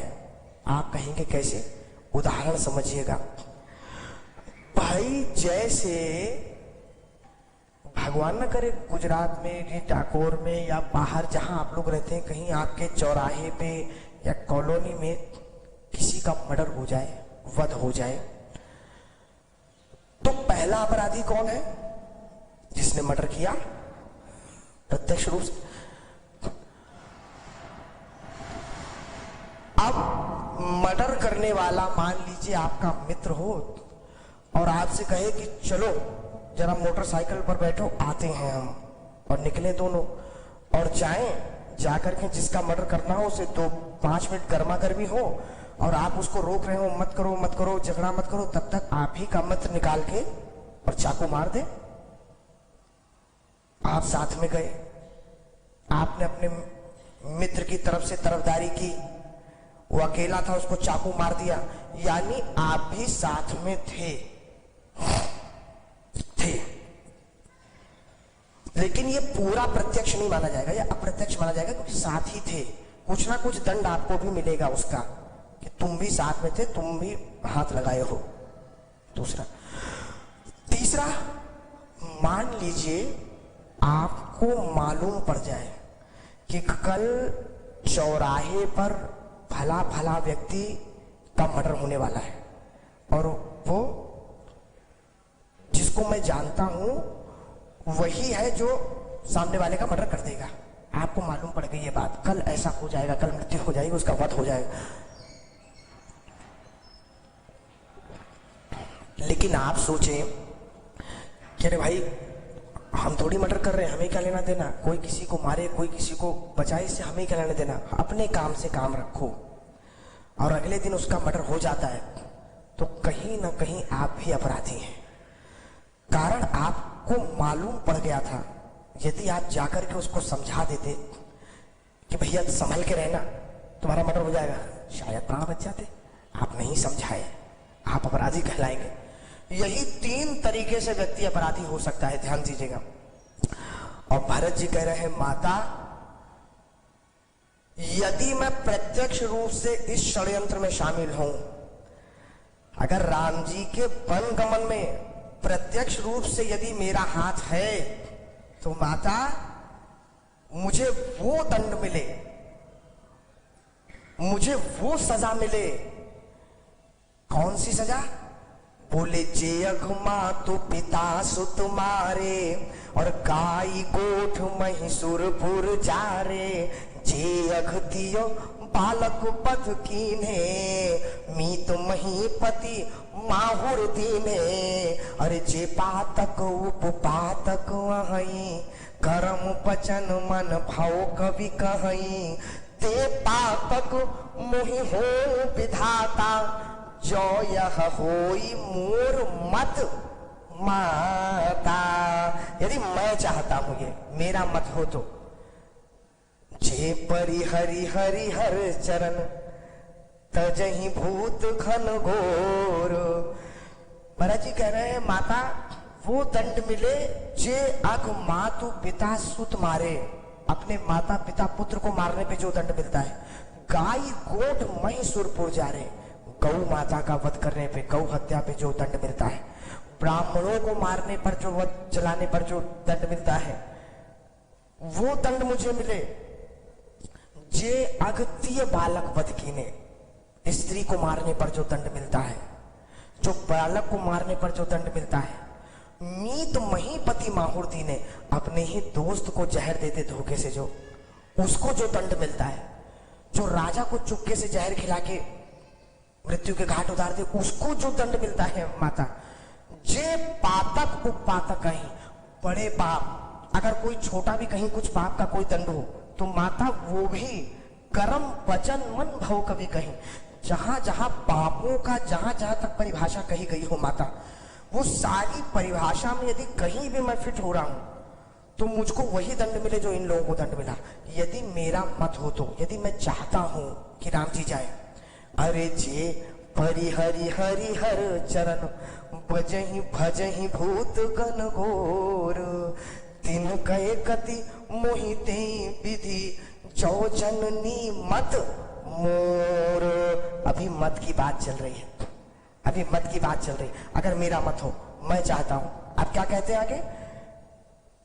कह रहे हैं बेचहि वेद धर्म दुहि लेहि। ये तो अपने आप में इसकी लोग कहते, कई लोग कहते कि आज तक हम यही नहीं समझ पाए कि बेचहि वेद धर्म दुहि लेहि। और कई लोग इसका ऐसा अनर्गल अर्थ निकाल देते हैं, बेचहि वेद में वो संतों महात्माओं को घसीट लेते हैं भाई, कि वो वेद बेच रहे हैं, शास्त्र बेच रहे हैं। एक बात सदा याद रखिएगा, बेचना किसे कहते हैं? आपने कोई चीज बेच दी भाई, मान लीजिए कि आपने अपनी मोटरसाइकिल किसी दूसरे को बेच दी। अब उस मोटरसाइकिल से जाकर के सामने वाला मर्डर करे या व्यभिचार करे या वो मदिरा पान करे, ये उसकी इच्छा है। वो जो करे वो कहेगा तुमको पैसा मिल गया, तुमको कहने का अधिकार नहीं हमें कुछ, तुम बेच चुके हो हमें। जो वेदों को अनर्गल कार्यों के लिए बेचता है, कहीं कैसे मारक मंत्र, शत्रु मारक मंत्र होते हैं, दूसरों का बुरा करने वाले मंत्र होते हैं। अरे भाई, द्रौपदी जी और शिखंडी को उत्पन्न करने के लिए जो यज्ञ किया गया था, वो कोई बहुत परम पावन यज्ञ था। महाभारत की नींव थी वो यज्ञ।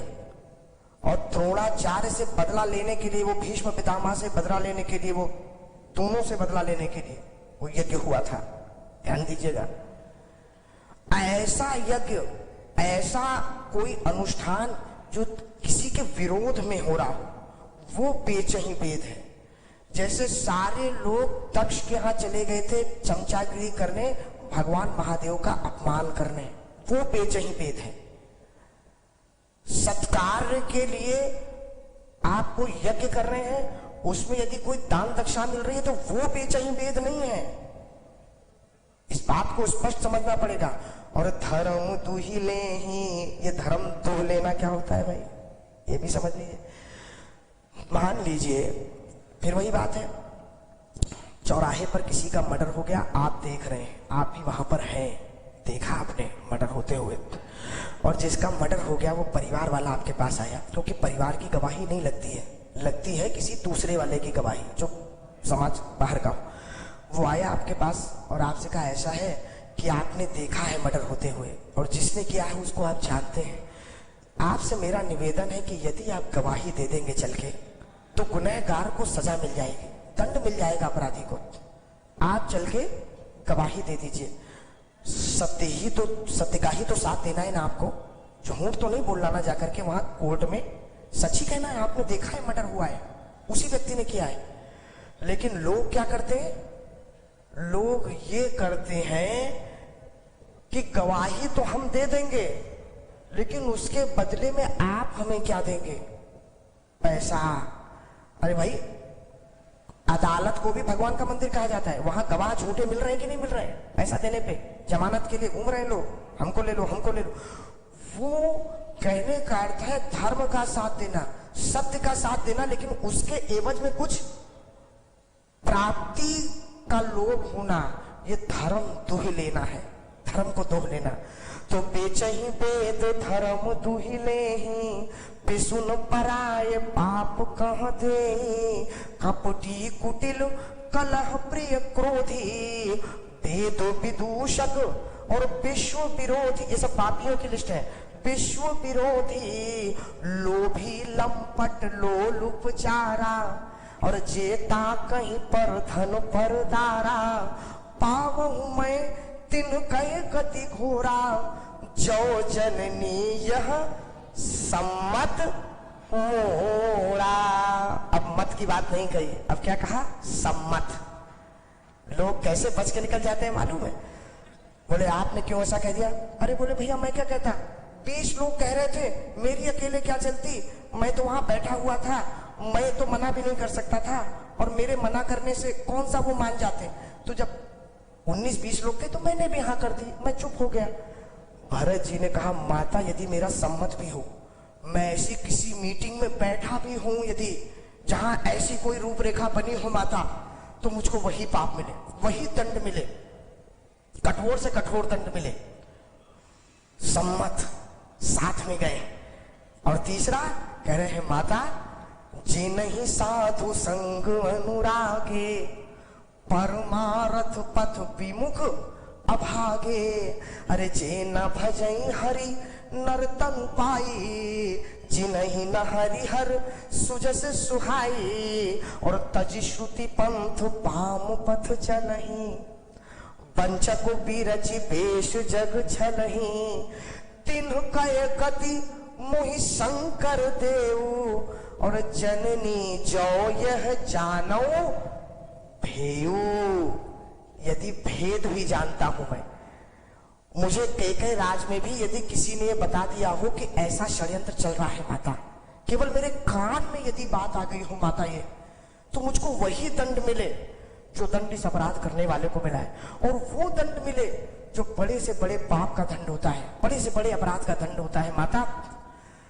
माता ने भरत जी को गले से लगा लिया। माताओं बंधुओं, माता ने कहा भरत तुम्हें मुझे सफाई देने की कोई आवश्यकता नहीं है, भगवान राम के प्रति प्रेम बताने के लिए मुझे मत बताओ।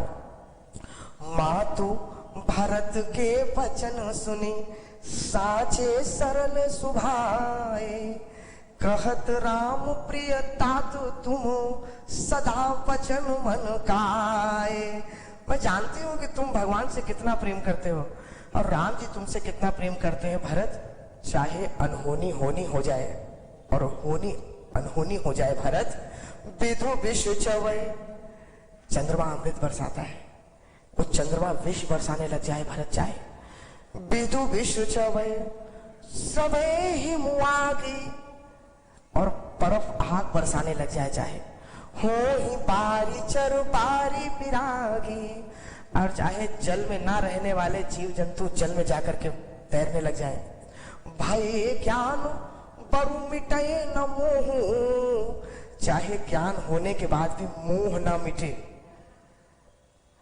ज्ञानी व्यक्ति को मोह नहीं होता, लेकिन चाहे भरत ये अनहोनी हो जाए, भय ज्ञान बरु मिटे न मोह, लेकिन तुम्हारा वही प्रतिकूल न हो।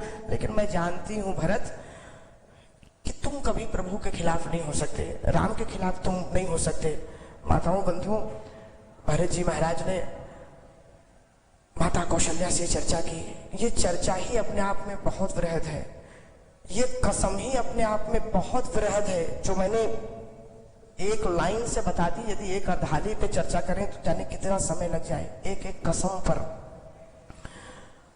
माता कौशल्या ने भरत जी महाराज को समझाया, तो सचिवा गवन नगर नृप मरना, भारता गवन प्रेम बहु बरना, करी नृप क्रिया संगपुरवासी।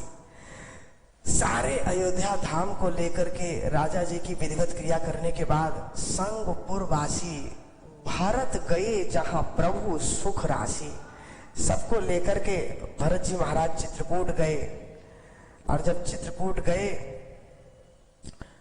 भारत जी को भगवान ने समझाया, पुनि रघुपति बहुविधि समुझाए, लय पादुका अवधपुर आए। सबसे पहले 14 वर्ष पहले राम राज्य की यदि स्थापना किसी ने करती थी तो भक्त शिरोमणि भरतलाल जी ने प्रभु की चरण पादुका को नंदी ग्राम में अयोध्या जी में स्थापना करके और स्वयं नंदी ग्राम में जाकर के गड्ढा खोद करके नंदी ग्राम करी परन कुटीरा, और नित पूजत प्रभु पावरी, प्रीति न हृदय समात। वहीं पावरी को पूजन करके मांगू मांगू आयसु करत, राज काज बहुभांति। वही भगवान की चरण पादुकाओं से आज्ञा लेकर के भरत जी महाराज ने और राजकाज संभाला। माताओं बंधुओं, यदि भरत जी न होते तो गोस्वामी जी ने पूरे रामचरित मानस में किसी के लिए ऐसा नहीं लिखा है कि यदि ये ना होता तो क्या होता, ये ना होता तो क्या होता। अरे ना होता तो ना होता, हम लोग कहते ना कि अरे यदि ये ना होते तो क्या होता, अरे वो ना होते तो क्या होता। हमारे भैया लोग बैठे हैं, कल चर्चा हो रही थी वहां बैठ के, वो भैया भी कहीं सुन रहे होंगे जो बैठे होंगे। तो सुशील जी बोले यदि ये ना होते तो क्या होता। बहुत सुंदर इन्होंने बोला, बहुत बहुत प्रसन्नता हुई ये सुन के। लेकिन मन में ये आया कि यदि ये ना होते तो कोई और होता, परमात्मा किसी और को वो माध्यम बनाता, किसी और से पुण्य का कार्य करवाता। वो तो परमात्मा चुनता है, ये सौभाग्य उन लोगों का है जिनको चुन लिया गया है धर्म के कार्य के लिए, वरना किसी की कमी नहीं है संसार में, तो परमात्मा ने चुना है। लेकिन माताओं बंधुओं, गोस्वामी जी केवल एक सज्जन के लिए चिंतित रहे पूरे रामचरितमानस में कि यदि वो ना होते तो क्या होता। कौन? बोले सिया राम प्रेम पीयूष भूष भूरन, होत जन्म न भरत को, तो मुनि मन अगम चम नियम समुदम विषम व्रत आचरत को। कौन करता, कौन करता? दुख दाह दारिद दंभ दूषण, सुजस मित अपहरत को। कौन करता ये सब? और ये सब करता तो करता, लेकिन कलिकाल तुलसी से सठही, हठि राम सन्मुख करत को। कौन इस तुलसीदास जी को राम जी के सन्मुख करता? राम जी की कृपा कैसे बरसती? माताओं बंधुओं, भरत अमित महिमा सुनु रानी, जाने राम न सकहि बखानी। उनकी महिमा इतनी अगाध है, अगम स्नेह भरत रघुबर को, जहाँ न जाई मन विधि हरि हर को। सोमय कुमति कहूं के ही भांति, बाज सुराग की गाडर ताती। कैसे मैं कुमति, गोस्वामी जी जैसे प्रभु के कृपा पात्र जब इस बात तो कह रहे हैं कि वो क्या बखान कर सकते हैं, तो हम जैसे छोटों मोटों की क्या औकात है कि हम लोग भरत जी की महिमा बखान करें। तो क्या हुआ? बोले पुनि रघुपति बहुविधि समुझाए, लय पादुका अवधपुर आए। तो भरत रहनी अयोध्या कांड की इति सुरपति सुत करनी, अरण्य कांड का प्रारंभ हो गया। प्रभु अरुआ त्रिभेंट पुनि बरनी। जयंत को दंड मिला।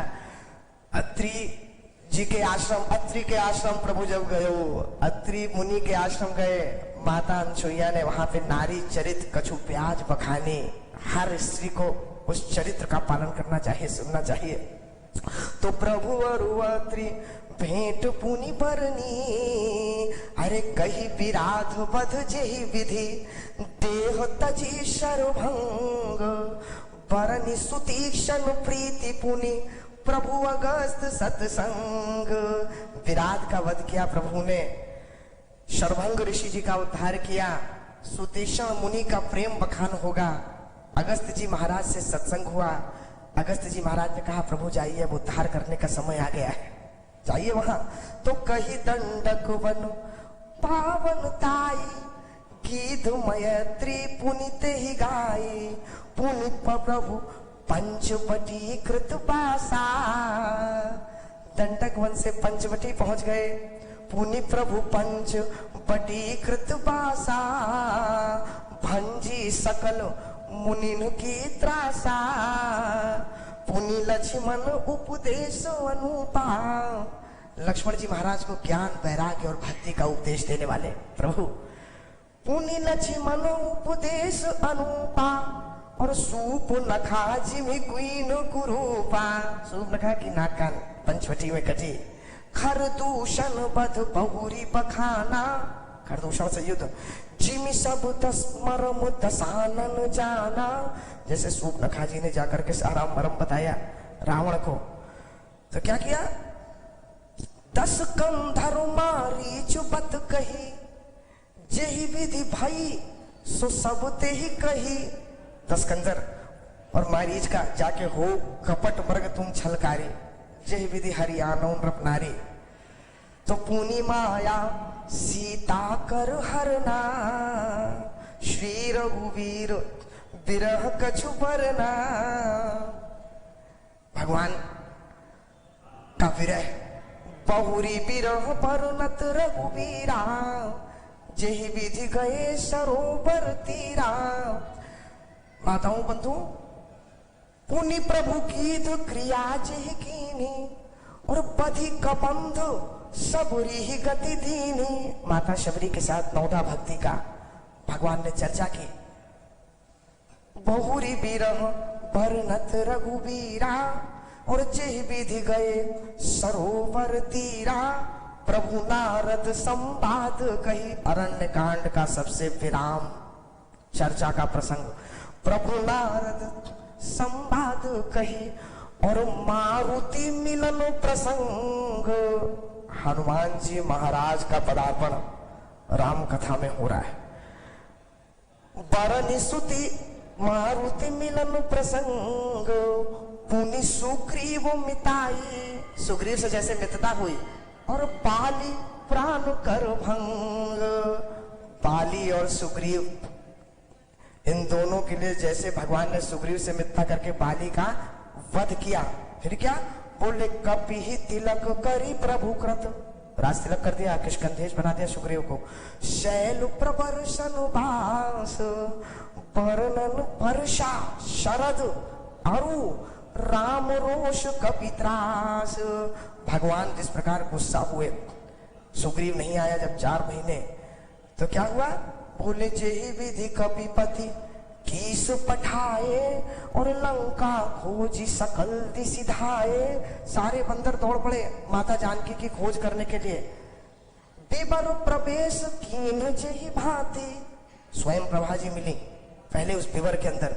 उसके बाद कपिन बहोरी मिला संपाति, संपाति जी मिले। उन्होंने कहा ऐसा है 100 योजन समुद्र जो लांघेगा वही प्रभु का काम करके आ पाएगा।